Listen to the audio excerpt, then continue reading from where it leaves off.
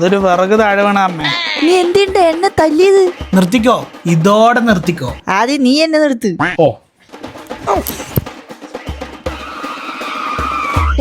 എന്തോടെ? ഓ അത് ഇനി മേലെ രാത്രി റീൽസ് അയച്ചാൽ നിന്നെ തച്ചു കൊല്ലും ഞാൻ. അതെന്ത് ടോക്കടാ? അത് ഞാൻ തടിയൊക്കെ കുറച്ച് ജിമ്മാവാൻ തീരുമാനിച്ചു.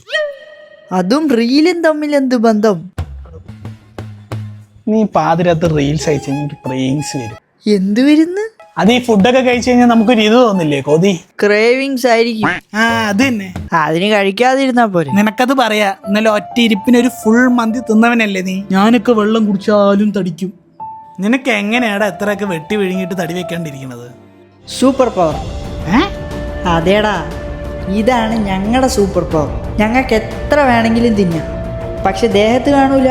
അതാണ്. അതുകൊണ്ട് നിനക്ക് ഇനിയിപ്പോ എക്സ്റേ എടുക്കണ്ടല്ലോ. ഏത് എക്സ്റേ? നിനക്ക് ഞാൻ എടുത്തു തരാടാ.